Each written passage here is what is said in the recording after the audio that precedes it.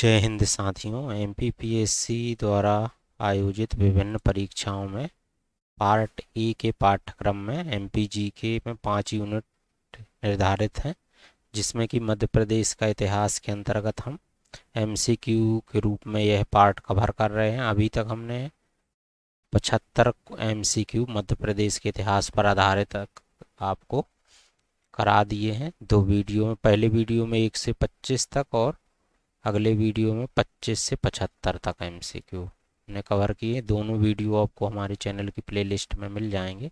आज हम इसके आगे के एमसीक्यू करते हैं, जो कि मध्य प्रदेश के इतिहास पर आधारित रहेंगे, जिसमें मध्य प्रदेश का प्राचीन इतिहास, प्रागैतिहासिक काल, आद्य ऐतिहासिक काल, ऐतिहासिक काल, मध्य प्रदेश का मध्यकालीन इतिहास, आधुनिक इतिहास, स्वतंत्रता आंदोलन, मध्य प्रदेश का जनजातीय इतिहास एवं जनजातीय साहित्य पर आधारित रहेंगे प्रश्न। यह जो वीडियो है एमपीपीएससी जितनी भी परीक्षाएं आयोजित करेगा उन सभी के लिए इम्पोर्टेंट है। खाद्य सुरक्षा अधिकारी, एफएसओ, आरटीओ इंस्पेक्टर, सहायक प्राध्यापक, राज्य अभियांत्रिकी सेवा, प्रचार वर्ग 1-2, खनिज अधिकारी, सहायक पंजीयक। और अभी हाल ही में एमपीपीएससी ने 4 एग्जाम की फॉर्म भरने की लिंक रीओपन कर दी है, तो आप वेबसाइट में विजिट करके री ओपन फॉर्म को अप्लाई कर सकते हैं। अगला प्रश्न है 1 से 75। यहाँ तक हमने पिछले वीडियो में कवर कर लिया था। इसके आगे के हम एमसीक्यू देख रहे हैं। मध्य प्रदेश के पूर्वी भाग में मूल रूप से शासन किसका शासन था? तो इसमें राइट आंसर है पूर्वी भाग में, एमपी के पूर्वी भाग में मूल रूप से किसका शासन था? तो गोंड शासकों का था। मध्य प्रदेश के पूर्वी भाग में मूल रूप से गोंड शासकों का शासन रहा है। गोंड जाति समुदाय भारत का सबसे बड़ा जनजाति समुदाय है। 15वीं से 17वीं शताब्दी के बीच गोंडवाना मध्य प्रदेश का पूर्वी भाग में अनेक राज्य गोंड राजवंशों का दृढ़ और सफल शासन स्थापित था। प्रसिद्ध रानी दुर्गावती गोंड राजवंश की प्रसिद्ध शासका थी। किसने ताज उल मस्जिद का निर्माण किया? इसमें राइट आंसर है बहादुर शाह जफर ने। भोपाल में स्थित भारत की विशाल मस्जिदों में एक ताजुल मस्जिद का निर्माण शाहजहां बेगम ने पूर्ण करवाया था। ताजुल मस्जिद का अर्थ है मस्जिदों का ताज। इस मस्जिद में हर साल 3 दिन का इत्तिजमा उर्स होता है। इसका निर्माण बहादुर शाह जफर के समय में प्रारंभ हुआ था। अगला क्वेश्चन है राजा भोज किस राजवंश का हिस्सा थे? तो इसका राइट आंसर है परमार। इनका भी कई बार प्रश्न आया हुआ है। राजा भोज परमार वंश के 9वें राजा थे। इनका शासनकाल 1018 से 1060 ईस्वी तक था। इन्होंने कई विषयों के अनेक ग्रंथों का निर्माण किया। इनकी प्रमुख रचनाएं हैं राजा मार्तांड, श्रृंगार प्रकाश, सरस्वती, कंठाभरण आदि। उन्होंने कविराज की उपाधि धारण की। भोज के दरबारी कवियों में भास्कर भट्ट, दामोदर मिश्र और धनपाल प्रमुख थे। इतिहास के अनुसार किसने ग्वालियर की स्थापना की? तो सूरज सेन ने। इतिहास के अनुसार ग्वालियर की स्थापना बघेल शासक सूरज सेन ने की थी। बघेल शासकों ने ग्वालियर पर लगभग 1000 सालों तक राज्य किया। इसके अतिरिक्त ग्वालियर पर गुर्जर प्रतिहार राजवंश तथा तोमरों ने भी राज किया है। ग्वालियर को गालव ऋषि की तपोभूमि भी कहा जाता। यह भी प्रश्न आ सकता है कि सूरज सेन किस वंश से संबंधित है? तो बघेल वंश से। खजुराहो खालिस्तान शासकों की राजधानी थी। तो चंदेल शासकों की थी।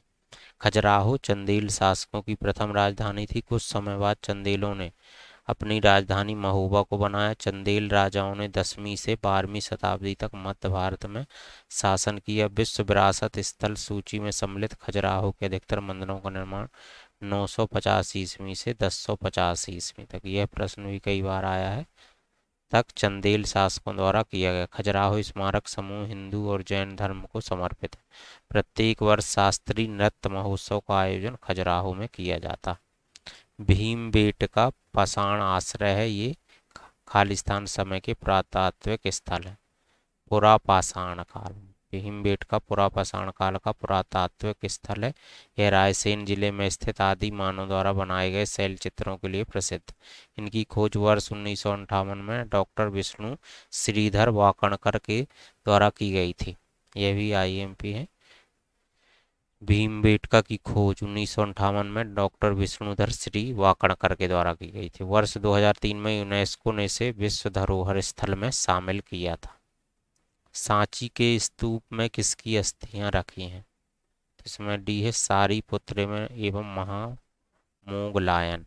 सांची के स्तूप में बुद्ध के शिष्य सारिपुत्र और महामोगलायन की अस्थियां रखी हुई हैं। सांची मध्य प्रदेश के रायसेन जिले में बेतवा नदी के तट पर स्थित है। सांची स्तूप का निर्माण सम्राट अशोक ने 3री सदी ईसा पूर्व में करवाया था। चंदेरी के किले का निर्माण किस राजा ने करवाया था? अगला क्वेश्चन है, चंदेरी के किले का निर्माण किस राजा ने करवाया था? तो इसका राइट आंसर है बी, कीर्तिपाल। चंदेरी के किले का निर्माण राजा कीर्तिपाल सिंह ने 11वीं सदी में करवाया था। चंदेरी मध्य प्रदेश के अशोकनगर जिले में स्थित एक ऐतिहासिक नगर है। बुंदेलों और मालवा के सुल्तानों की बनवाई इमारतें यहाँ देखी जा सकती। चंदेरी किले के मुख्य द्वार को खूनी दरवाजे के नाम से भी जाना जाता है। नेक्स्ट क्वेश्चन है, 1723 से 1728 के दौरान अफगान जनरल दोस्त मोहम्मद खान के वंशजों ने वर्तमान मध्य प्रदेश में निम्नलिखित में से किस क्षेत्र पर शासन किया था? तो भोपाल क्षेत्र में। 1723 से 1728 के दौरान अफगान जनरल दोस्त मोहम्मद खान के वंशजों ने वर्तमान मध्य प्रदेश के भोपाल जिले में शासन किया। महाभारत में चंदेरी शहर का उल्लेख किया गया। महाभारत काल के दौरान निम्नलिखित में से कौन चंदेरी का राजा था? तो शिशुपाल। महाभारत में चंदेरी शहर का उल्लेख किया गया। महाभारत काल के दौरान चंदेरी के राजा शिशुपाल थे। चंदेरी शहर मध्य प्रदेश के राजा शिशुपाल की राजधानी थी। वर्तमान में मध्य प्रदेश के अशोकनगर जिले में है। नेक्स्ट क्वेश्चन है, अंग्रेजों के खिलाफ लड़ने वाली झांसी की रानी लक्ष्मीबाई ने ग्वालियर के पास किस वर्ष में अपना जीवन गंवा दिया था? तो 1858। रानी लक्ष्मीबाई की मृत्यु 18 जून 1858 को ग्वालियर में हुई। इनका जन्म 19 नवंबर 1835 को वाराणसी में हुआ था। इनका विवाह झांसी नरेश महाराज गंगाधर राव नेवालकर के साथ हुआ था। नेक्स्ट क्वेश्चन है, राजा बनने से पहले सम्राट अशोक वर्तमान में मध्य प्रदेश के निम्नलिखित जिलों में से किसके राज्यपाल थे? तो सी है उज्जैन के राज्यपाल थे। राजा बनने से पहले सम्राट अशोक मध्य प्रदेश के उज्जैन जिले के राज्यपाल थे। इनका शासनकाल 269 ईसा पूर्व से 232 ईसा पूर्व तक था। सम्राट अशोक के ही समय में 23 विश्वविद्यालयों की स्थापना हुई, जिसमें तक्षशिला, नालंदा, विक्रमशिला, कंधार विश्वविद्यालय प्रमुख थे। वर्ष 1923 में ध्वज सत्याग्रह मध्य प्रदेश के निम्नलिखित में से कौन से स्थान में आयोजित किया गया था? तो जबलपुर में। झंडा सत्याग्रह भी बोलते हैं, मोस्ट इम्पोर्टेंट। मार्च 1923 में ध्वज सत्याग्रह मध्य प्रदेश के जबलपुर में आयोजित किया गया था, जिसमें 1700 आंदोलनकारियों को जेल हुई थी।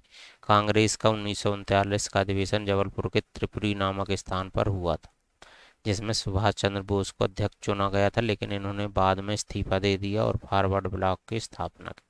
शाहजहां की रानी मुमताज महल की मृत्यु मध्य प्रदेश के निम्नलिखित में से किस स्थान पर हुई? तो बुरहानपुर में। शाहजहां की रानी मुमताज महल की मृत्यु मध्य प्रदेश के बुरहानपुर में हुई थी। दक्कन में खान जहां लोधी के विद्रोह को काबू करने के लिए जहां शाहजहां को बुरहानपुर जाना पड़ा, तब मुमताज महल गर्भवती थी और वहीं मुमताज महल को अपने 14वें बच्चे को जन्म देते समय प्रसव पीड़ा से देहांत हो गया था।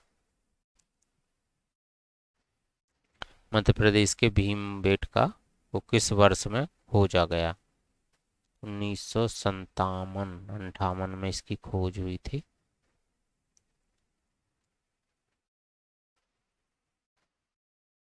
भीमबेटका की गुफाएं रायसेन जिला मध्य प्रदेश में स्थित हैं, जो आदि मानव द्वारा बनाए गए शैल चित्रों और शैलाश्रयों के लिए प्रसिद्ध है। इनकी खोज डॉक्टर विष्णु श्रीधर वाकणकर ने वर्ष 1957-58 में कि इनको वर्ष 2003 में यूनेस्को की विश्व धरोहर स्थल की सूची में शामिल किया गया। भोपाल में फतेहगढ़ किले का निर्माण किसने कराया था? तो दोस्त मोहम्मद खान ने। भोपाल के प्रथम शासक थे दोस्त मोहम्मद खान।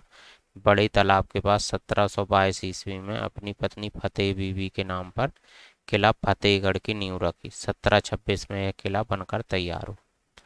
प्राचीन शहर जिसे प्रत्यक्ष शहर कहा जाता है, तो यह है मांडू। मांडू धार जिले के मांडू क्षेत्र में स्थित एक प्राचीन शहर है जिसे प्रत्यक्ष शहर भी कहा जाता है। 11वीं शताब्दी में मांडू तरंगा राज्य का उपभाग था। 13वीं शताब्दी में यह क्षेत्र मुस्लिम शासकों के अंतर्गत आ गया, जहां से इसका स्वर्णकाल प्रारंभ हो गया। किस सम्राट के लिए कहा जाता है कि उसने अपनी सेना के लिए शिवपुरी से हाथियों को ले लिया? तो ये अकबर। अकबर ने अपनी सेना के लिए शिवपुरी के जंगलों से हाथियों को लिया, क्योंकि शिवपुरी के घने जंगलों में मुगल सम्राट शिकार खेलने आते थे। शिवपुरी की प्राकृतिक सुंदरता और सांस्कृतिक विरासत की झलक देखने के लिए यहाँ पर्यटक बड़ी संख्या में आते हैं।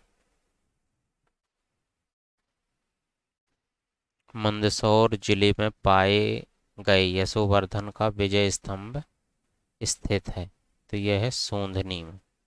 मंदसौर जिले में पाए गए यशोवर्मन का विजय स्तंभ कहाँ पर स्थित है? तो सोंधनी।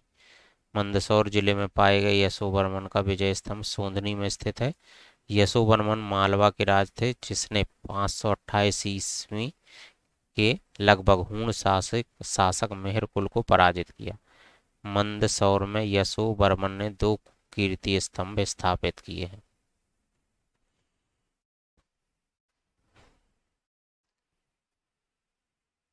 नेक्स्ट क्वेश्चन है, प्राचीन काल में आगर मालवा किस साम्राज्य की राजधानी थी? तो ये परमार की। प्राचीन काल में परमार राजवंश की राजधानी आगर मालवा थी।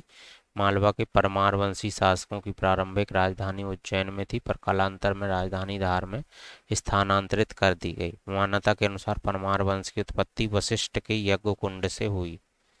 नेक्स्ट क्वेश्चन है, निम्नलिखित में से कौन सी गर्मियों की छुट्टियों के लिए मुगलों की लोकप्रिय घूमने वाली जगह थी? तो आगरमालवा। आगरमालवा उज्जैन संभाग में स्थित है।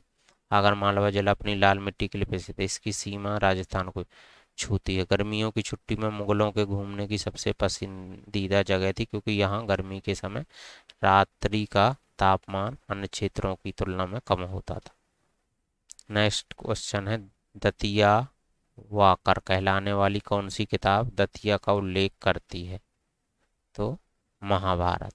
दतिया वाकर कहलाने वाली किताब महाभारत में दतिया का उल्लेख है। यह विश्व का सबसे लंबा साहित्यिक ग्रंथ और महाकाव्य है, जो हिंदू धर्म के मुख्यतम ग्रंथों में एक है। इसे जय संहिता भी कहते हैं।